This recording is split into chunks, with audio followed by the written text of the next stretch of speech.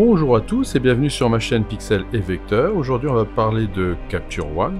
Je vais vous montrer une petite astuce qui concerne donc les profils ICC. Comment on peut dire ça? En fait, vous voyez ici j'ai une image qui est faite avec un, vous voyez c'est marqué ici caractéristique de base et j'ai en dessous Nikon D850.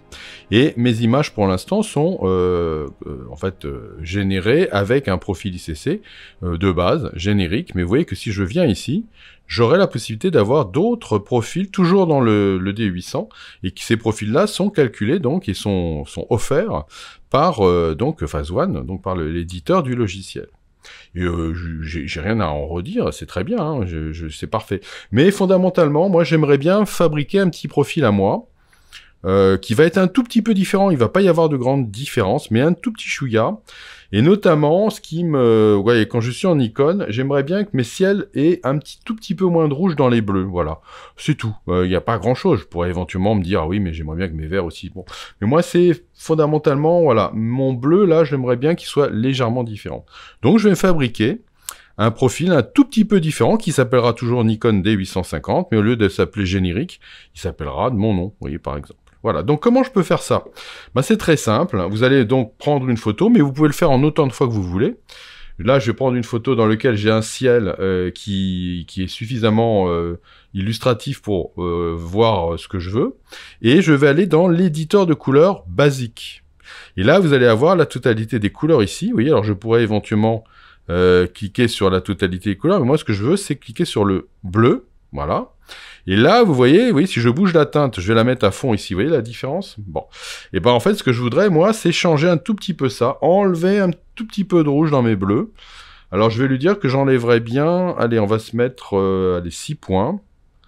Alors, je sais pas si ça va vraiment se voir sur la comment dire, la compression vidéo de Zoom et enfin de YouTube.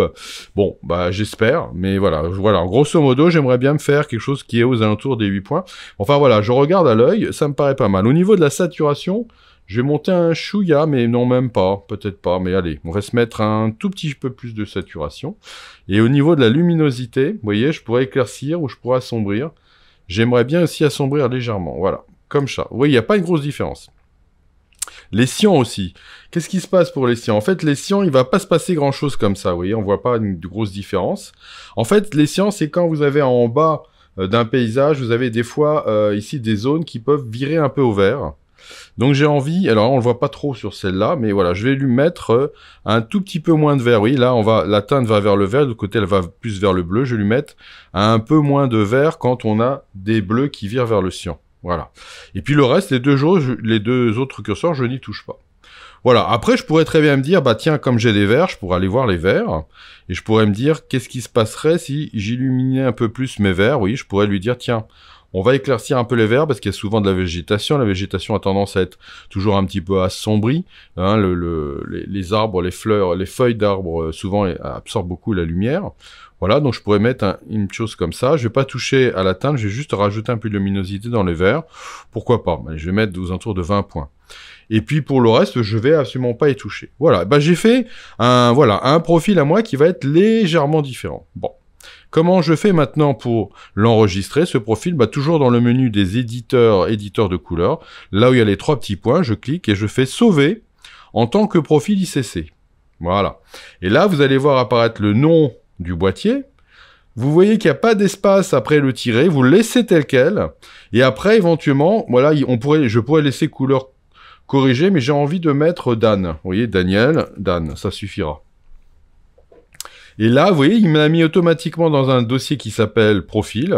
Et ben, on va le laisser là, on va surtout le laisser là où il doit être. Parfait. Et là, vous voyez que maintenant, si je reviens ici, je devrais avoir un profil, voilà, qui s'appelle Dan, et il est là. Et vous voyez qu'on voit un peu la différence. Mais, faites gaffe, parce que si je mets le profil Dan, actuellement, on va avoir l'impression que ça a énormément changé. Bah oui, parce que j'ai pas enlevé l'éditeur. Donc, je vais remettre mon éditeur à 0. Et maintenant, je vais aller appliquer sur cette image Dan. Et là, vous voyez, je vais avoir ce que je veux. Voilà, vous voyez, D850 Dan. Vous voyez qu'il s'est bien mis dans le Nikon D850. Vous voyez, j'ai un profil supplémentaire en plus des autres qui n'ont pas été enlevés. C'est tout l'intérêt de ne pas changer le nom, de garder pas d'espace entre le nom, le D850 et le tiret, etc. Donc oui, ça vous permet comme ça d'avoir quelque chose en plus. Parfait. Donc maintenant, j'ai le profil pour cette image-là. Mais moi, ce que je voudrais, c'est que dorénavant, eh ben, sauf si je change d'avis, mais j'aimerais bien que ce profil s'applique dorénavant à tous mes paysages, par exemple. Et je pourrais très bien faire un profil pour les portraits, etc. Bon, là, vous avez compris l'idée, après, vous faites ce que vous voulez. Donc, je vais aller dans les caractéristiques de base, dans les 3 petits points de nouveau, et là, je vais lui demander d'enregistrer comme valeur par défaut pour le Nikon D850. Et vous voyez, je vais le faire là rapidement, et il va me dire, on va appliquer donc ce profil à la photo qui est sélectionnée, mais pas aux autres.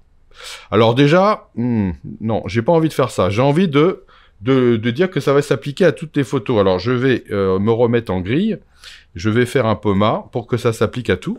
Et là, je vais aller lui dire enregistrer comme valeur par défaut au D850.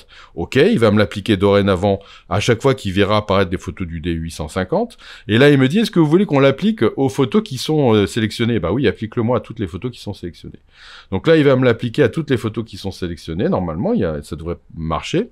Il y a des fois où ça marche pas. Donc de toute façon, ce que je vous conseille, c'est de fermer Capture One et de le redémarrer pour que, éventuellement, être sûr que ça s'applique. Là, vous voyez que, là, moi, si je reprends une photo, oui, ça s'applique. Bon. Mais, voilà, je vous le dis tout de suite, il peut y avoir des cas où, voilà, vous voyez, là, si je reviens sur cette image, maintenant, il m'applique bien le D850 Dan. Mais bon, ça sera encore plus sûr lorsque vous aurez fermé Capture One et que vous l'aurez rouvert. En attendant, quoi qu'il arrive, si je prends cette image-là, vous voyez où il y a assez peu de bleu, bah vous voyez que j'ai bien mon profil Dan, et si je reviens sur le générique qui était avant, vous voyez que la différence est pas énorme, mais elle existe. Voilà, bon.